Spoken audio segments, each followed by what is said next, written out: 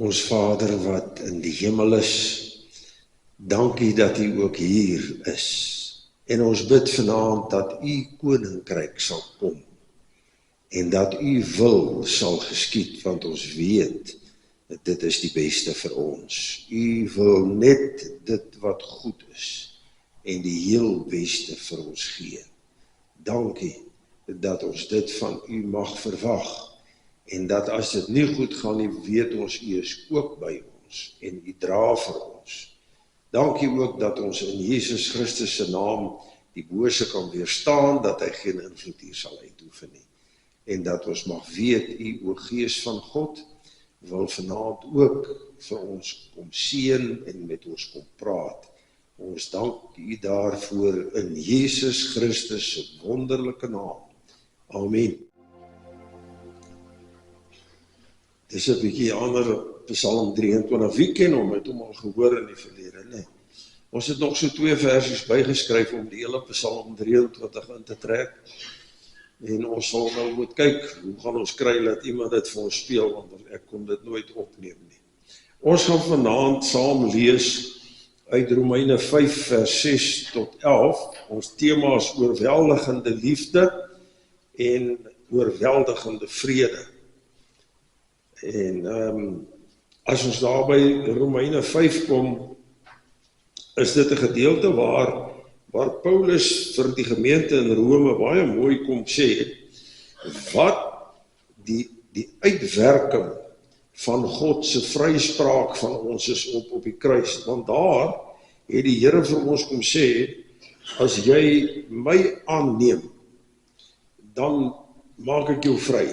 In vers 1 van Romeine 5a, sê hy vir hulle daar, hy sê, God het ons dan nou vrygespreek, omdat ons glo.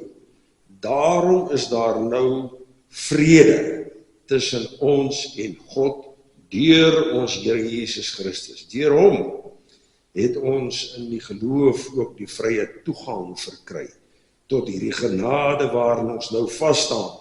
En dan by vers 6 sê hy, toe ons nog magteloos was, het Christus immers reeds op die bestemde tyd vir goddeloses gesterwe.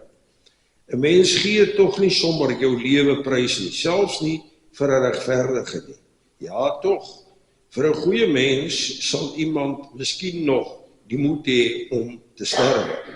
Maar God bewys sy liefde vir ons juis hierin, dat Christus vir ons gesterf het toe ons nog sondaars was. Aangesien ons nou vrygespreek is op grond van sy versoeningsdood, staan dit soveel vaster, dat ons deur hom ook van die straf van God gered sal word. Aangesien ons toe ons nog vyande was, deur die dood van sy seun met God versoen is, staan dit soveel vaster, dat ons nou dat ons versoen is, deur die lewe van sy seun sal gered word. Maar dit is nie al nie. Ons verheug ons ook in God deur ons Here Jesus Christus, deur wie ons nou die versoening ontvang het. Nou, in ons wêreld, in ons wêreld raak ons maklik, en julle weet dit almal, raak ons vreeslik maklik so besig in ons werksopset en in ons ontspanning en wat ons ook al doen, dat daar dikwels nie veel aangaan in ons huwelike nie. En partykeer as ek so luister na my klomp kinders, dan verstom ek my vir alles wat hulle doen, en wat hulle met hulle werk, waar hulle moet gaan, en te kere gaan, en dan wonder ek hoe in die lewe, waar kry hulle tyd om met mekaar tyd te spandeer. Dis moeilik. So ons ouer mense moet dankbaar wees, dat ons baie meer tyd met mekaar gehad het, as wat hierdie jonger mense het. Hulle vat nie grond nie. En ek lees eendag van 'n Amerikaner met die naam van Bud Paxson, wat die medestigter was van die besigheid met die naam van Home Shopping Network. Hy het was so half die voorganger van 60-60, jy weet, en daai tipe van aanlyn aankope doen. En hy het so besig geraak in hierdie nuwe besigheid van hom, dat hy nie agtergekom het dat sy huwelik aan die uitmekaar val is nie, en dat sy gesin van hom omtrent niks het nie. En toe hy agterkom, toe is sy huwelik besig om uitmekaar uit te val. En op Kersdag 1986, toe sê sy vrou vir hom, bye papi, ek is klaar met jou. Want jy het vir ons niks tyd nie, ons wil niks verder van jou dan hê ook nie. Maar ons gaan dit op 'n ander plek doen. En sy gaan hom verlaat, het sy gesê. Hy was verslae, hy was verbuister, jy weet mos soos ons manne, wat ek, jy weet, ek is dan so besig om vir jou al hierdie goede te doen. Dis 'n vreeslike bekende en daai ek en Noulien doen baie, of het tot onlangs toe nog baie huweliksberading gedoen.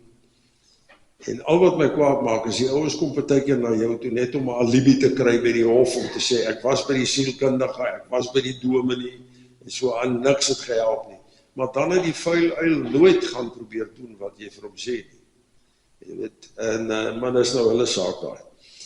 Maar sy kinders het daarop aangedring dat hy daarom nog saam met hulle gaan op die beplande vakansie vir hierdie Kersfees. En terwyl hulle daar was, het hy in die hotelkamer waar hy gebly het, 'n Gideons Bybel opgetel. Waarskynlik omtrent die eerste keer in sy lewe, en hy maak hom oop en hy is by Romeine. En hy begin lees by Romeine 5 en hy lees Romeine 5 vers 8 raak. En hierso is Romeine 5 vers 8, ek het hom so pas vir julle gelees, hy sê, God bewys sy liefde vir ons, juis hierin dat Christus vir ons gesterf het, toe ons nog sondaars was, toe ons nog skuldig was, daaraan dat ons met God niks te maak het. En hy, as 'n besigheidsman, het hy die konsep van skuld, wat daar is en wat betaal moet word, het hy baie goed geken, en hy het dit verstaan. En daardie nag, het hy onder leiding van die Heilige Gees, en dit wys hoe werk die Heilige Gees, nee. Het maak nie saak waar en wie jy is nie, maar hierdie ou het hy daar voorgekeer, en het hierdie ou kragtadig tot bekering gekom, by die Here uitgekom, en dit natuurlik omdat hy besef het die krag van die kruis, want as jy nou voor en dit en verder lees, dan besef ons ook hopelik, watter kragtige aksie het plaasgevind met die kruisiging van Jesus in die hele skepping, in so 'n mate dat het donker geword het op 'n geleentheid, en daar 'n aardbewing was, en die mens geweet het, hier is iemand, heeltemal anders as wat ons gedink het.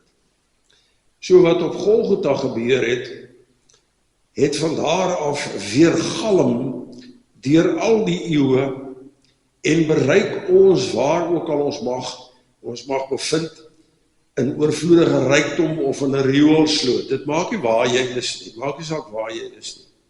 God se Gees is besig. Ek het nou die aand of oggend gesê, die Heilige Gees lei die hele tyd. Is net jy moet oë kry en ore kry om te hoor en te sien waarheen hy met jou op pad is. En hierdie ou het dit daar gekry in 'n hotelkamer. Nou ek ken baie sulke verhale van mense wat net vir ons hulle toevallig, toe sê ek nee, toeval die lig van God se Gees op jou. Daar is nie so woord soos toevallig nie. Ons in Afrikaans gebruik om lekker baie as jy uit 'n leliker ding uit wil kom, nee. Maar hy sê toe, na dit, sê hierdie, hy sê, I regret that I had to hit rock bottom before I was willing to listen to God. En hy sê verder, but I'm thankful God was there waiting for me. Nou hoor 'n bietjie wat sê Psalm 139, dis dan 'n aangrypende psalm, ek weet nie, ek vermoed julle ken hom almal baie goed, En julle het hom al gelees, maar ek gaan vir julle net die eerste 12 verse vinnig lees, want ek dink dit is die moeite werd om daarna te luister. Hy sê hier, dis Dawid wat dit geskryf het, en julle onthou dat die psalms is nie kronologies agter mekaar nie, nee. In Psalm 32 sê Dawid, toe hy nie bely het oor Batseba, toe het hy byna dood gegaan. En dan in Psalm 51, dan sê hy hoe hy bely het. Maar ok, hoor hierso. Here, u sien dwars deur my, u ken my. Of ek sit en of ek opstaan, u weet dit. U ken my gedagtes nog voordat hulle by my opkom. Of ek reis en of ek oorbly, u bepaal dit. U is met al my paaie goed bekend. Daar is nog nie 'n woord op my tong nie, of u, Here, weet wat dit gaan wees. U omsluit my van alle kante, u neem my in besit. Die wete oorweldig my. Dit is te hoog vir my begrip. Onthou ons het van kennis gepraat hier vroeër in die week. Waarheen sou ek gaan om u gees te ontvlug? Waarheen sou ek vlug om aan u teenwoordigheid te ontkom? Dawid vra. Hy sê, klim ek op na die hemel, is u daar? Gaan lê ek in die doderyk, is u ook daar? Vlieg ek na die ooste, of gaan woon ek in die verre weste? Ook daar lei u hand by. Hou u regterhand by vas. Ek sou die duisternis kon vra om my weg te steek, of die lig rondom my om 'n nag te verander. Maar vir u is selfs die duisternis nie donker nie, en die nag so lig soos die dag, duisternis so goed soos lig. So nêrens is daar vir God donkerte nie, al is dit hoe donker in jou en my lewe. En omdat hy jou en my intens liefhet, onmeetbaar, dis doodgewoon onpossible om dit te meet. Dis soos dit wat hy vroeër sê, dat hy vat jou sonde so ver as wat die ooste van die weste is. Jy weet, jy kan die noord na suid toe kan jy meet, as jy 'n lang genoeg tou het, kan jy hom meet. Maar jy kan nie oos na wes toe meet nie. Waar stop jy? So wat God vir jou wil sê is daar's nêrens wat jy my nie gaan kry nie. En dit is baie interessant vir my, ek het al baie keer geluister, as hierdie ruimtevaarders nou so op was, het hang af wie dit was, dan het die Russe geen God gesien. Maar hulle is te stupid, jy verstaan, want hulle hoor nie die evangelie nie. En hulle het nog nie die koning van die konings ontmoet nie. En dan kry jy weer ouens wat gaan en sê, wauw, ek het die Here in alles gesien. Hoor julle die verskil wanneer die Gees jou kom aanraak. En dit is een van die wonderlikste goed om te beleef, as jy die voorreg het, om deur die Here gebruik te word, in ootmoed en nederigheid, om iemand anders na Jesus toe te lei. En jy bid vir hom. En jy sien, as hy saam met jou bid, en hy nooi Jesus in sy lewe in, dan sien jy die liggies aankom in sy oë. Ek het die voorreg gehad, hy deel 'n paar keer, en hy sê, ja, maar jy is 'n dominee, jy moet dit, nee, dit het niks met die saak te maak, en ek het dit nou die dag vir julle gesê, elkeen van julle kan daai voorreg hê. Ek onthou 'n ateïs, wat vir die 3de keer by die dood is, in die hospitaal daar, in Little Company of Mary, dis daar in Pretoria, dis waar die pikkewyne gewerk het, die ouens van die Rooms-Katholieke Kerk. En ek wou sê, ek het per toeval daar, nee, ek was nie per toeval daar nie, die Here het my, op 'n snaakse manier, 'n vriend van my, wat in die Technikon predikant daar was, bel my, sê, hy kan nie hospitaal toe gaan nie, maar een van die studente se ma lê sterwe op 48, sy het longkanker, sal ek nie ry nie. Ek kom daar, toe ek instap, sê die suster, nou, hulle het my al geken, want baie kankerpasiënte gaan so toe. Sê die suster vir my, Dominee Heinz, did you know that oom so, ek sal nie naam sê, is lying in the hospital, ja. Ek sê, no, I didn't, but where is he? En sê verduidelik vir my, ek sê vir haar, okay, ek gaan nou eers, waar is hierdie tannie? En ek is toe daarin, by die intensieve sorgeenheid, en ek het saam met die familie daar gewees, en gebid, en toe uitgeloop, daai vrou is toe, 'n bietjie later die middag gesê oorlede, en ek stap by hierdie oom se kamer in, hy is by ons in die gemeente gewees, en toe ek die eerste keer by hom huisbesoek gedoen het, het ek my reg het gesê, ek glo nie hierdie nonsens nie. Maar ek het net gesê, so right man, ek gaan tussen al die nonsens deur, gaan ek by jou kuier. En daai middag stap ek daar in, ek onthou dit soos gister 5:10 die middag. En toe ek so inloop, sê hy vir my, kom sit. Hoe weet jy ek is hier? Ek sê nee, oom, die Here het vir my gesê ek moet oom kom sien, want ek weet die Here het nou hierdie suster gebruik om my dit te sê, anders hoe sou ek dit geweet het? Ons het my selfone gehad daai tyd, nie? En toe ek so sit, toe sê hy vir my, vertel my weer van daai Jesus wat jy altyd so oorbreek. Net so sê hy vir my. Ek skrik my uit my bloedgroep uit, en ek so hier in my stilligheid sê ek, Here, nou is hier ruimte vir 'n groot wonderwerk. So help my asseblief. En ek weet tot vandag toe wat ek vir hom gesê het nie. Maar 3 minute voor 5, toe sê hy vir my, ek wil hom in my lewe innooi. Ek sê, kom, bid saam met my, voor hy sy mind change, weet. En ons bid, en hy nooi die Here Jesus, hy bid agter my aan, hy nooi Jesus in sy lewe in, en hy bely sy sondes, nou nie al die detail nie, maar dat hy, en toe hy amen sê, toe sien ek, hier's 'n ander man wat voor my lê. En die Here laat hom weer uit die hospitaal uitkom. 3de keer. Maar toe sê hy nou gered. Nou sit ons die Dinsdagoggend en ek en my een kollega, ons was 3. Maar die ene, dink ek, was die duiwel se neefie. Hy kon my nie hanteer nie. Hy was 'n moeilike oom.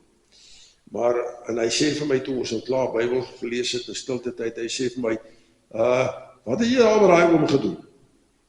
Nou dink ek, Jesus, nou is ek alweer in die moeilikheid, en ek weet nie wat ek gedoen het nie.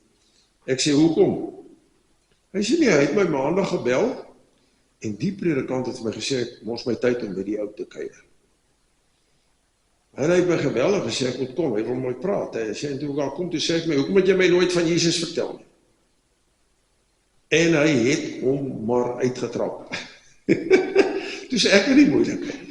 En ek gaan toe eers die donderdag kan ek hom uitkom, en hy sê my, man, ek het al 'n wonderlike week gehad. Hy het aan die ateïste, wat se vereniging behoor daar in Pretoria.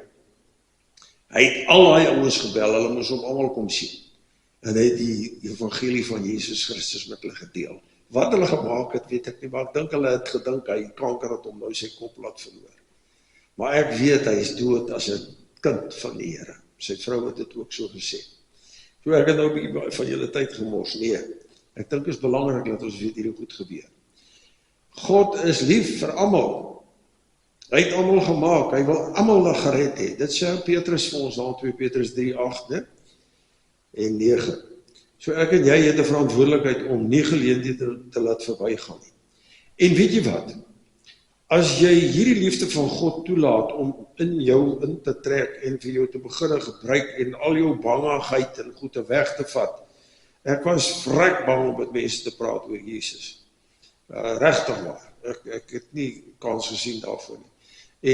En die Here het my begin toerus en hy het my snaaks so goed gedoen, wat ek by 'n ander geleentheid oor sal gesels miskien.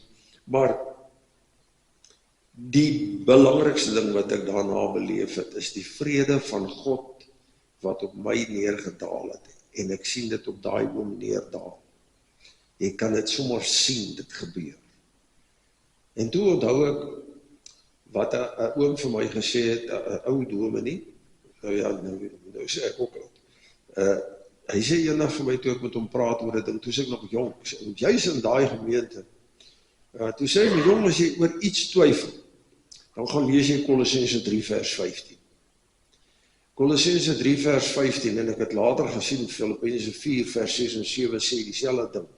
Daar staan, en ek wil hê, julle moet dit bietjie in julle koppe kry, toe ek moes antwoord vir hierdie gemeente, of ek hiernatoe moet kom, het hierdie vers vir my die hele tyd net kom, daar by my kom lê. En daar staan, as jy dit nou vry vertaal uit die Grieks uit, laat die vrede van Christus die skeidsregter in julle harte wees as julle oor iets twyfel. Hoe klink dit vir julle? Die vrede van Christus die skeidsregter in jou hart wees as jy oor iets twyfel. Paulus sê in Filippense 4 vers 6, moet oor niks worry nie. Hy sê, bring alles in gebed en met smeeking en danksegging en kom sit dit voor die voete van die Here neer. Hy sê dan in vers 7, en die vrede van God wat alle verstand te bowe gaan, sal julle harte en julle gedagtes by mekaar hou. Ek vertaal ook baie vry, maar dit is wat daar staan. En weet julle wat? Die Here het vir my vrede gegee, ek moet hierna toe kom. Ek was baie bang aanvanklik, want ek het nie geweet, gaan ek genoeg energie en krag hê nie. En ek is nog besig om uit te vind of ek het, maar het lyk dan so. En ek het net geweet, dis die Here wat dit vir my sê. En die interessante ding is, nou Lien het presies dieselfde ervaring gehad. So onthou Kolossense 3 vers 15, man, en Filippense 4 vers 6 en 7.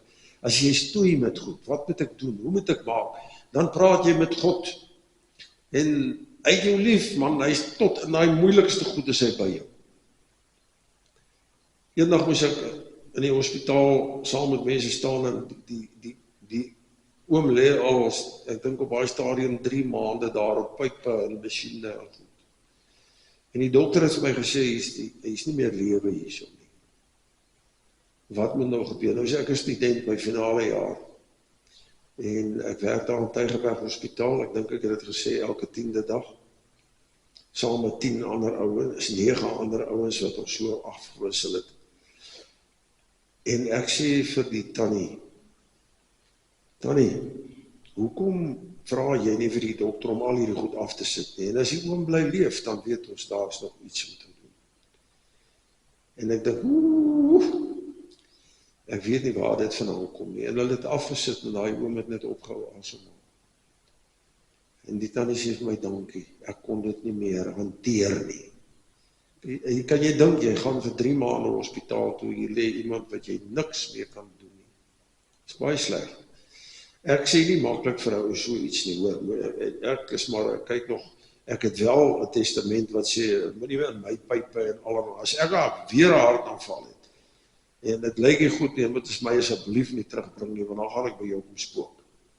Jy weet, want ek is nou gereed om te gaan, daar na waar die wonderlike wêreld is. So, ek sluit af met hierdie woorde. God is altyd daar, vir jou en vir my, en hy wag vir ons. Dus gaan lees Psalm 46 vanaand weer 'n slag. En in daai wag hy met die oorweldigendste vertoon van liefde, wat die wêreld al ooit gesien het of ervaar het. Die kruis van Jesus Christus. Dit is onbeskryflike liefde. Hierdie Bud Paxson sê, the moment I put my faith in Jesus Christ, an overwhelming peace came over me. I knew at that moment that God loved me. Is dit nie wonderlik nie? Die Gees openbaar dit aan hom. So ons moet nooit twyfel dat hy besig is om in my of jou lewe te werk nie, en in die gemeente, en in die dorp, en in die land nie. Bly fokus op hom. Hy sal jou nooit in die steek laat nie. Psalm 55 vers 23. En Psalm 37, daar by vers 4 en 5 sê hy dit ook nie. Laat jou lewe aan die Here oor en vertrou op hom. Hy sal sorg. Vers 5. Amen. Kom ons gee weer geleentheid vir gebed vanaand. Ek weet nie, is daar iemand wat 'n spesifieke versoek het wat ons moet vra vir wat ander mense ook in hulle groepie moet bid. Ek wil maar vra, bid net vir my vroukie, dit gaan beter. Sy hoes bietjie minder, maar sy jaag my nog baie rond, maar dis alright, ek vat dit. Sy, met dit moet jy uitsny, hoor, as jy die ding nou edit. Anders is ek in die moeilik en dan slaap ek op die mat. En kom ons bid nou al gereeld vir die verkiesing wat op 4 November is. Dat die ouens wat in die regering is, tot bekering sal kom, en as hulle nie tot bekering kom nie, dat hulle die besit sal val. Jy mag dit vra. Jy kan die Here enigiets vra, hy kan net ja, nee, of wat 'n bietjie sê. Nou, daar is nou geleentheid. As julle klaar gebid het, dan gaan sit julle asseblief, dan weet ons, dan kan ons stop. in die groepies weer, staan maar en draai na mekaar toe. Jy hoef nie elke keer dieselfde groepie te vorm nie, maar dis ook alright as jy dit. Met die wete dat u altyd hier is, en dat u altyd daar vir ons is, om vir ons op te tel, te dra, vir ons wysheid en kennis te gee, om binne u wil te beweeg, onder leiding van die Heilige Gees, wat u gestuur het om ons toe te rus, om meer en meer soos u te word. En ons bid dat dit sal gebeur met elkeen van ons, ongeag wie ons is en wat ons doen. En dankie, Here, dat u dit beloof in die woord. Ons loof u daarvoor in Jesus Christus se wonderlike naam. Amen.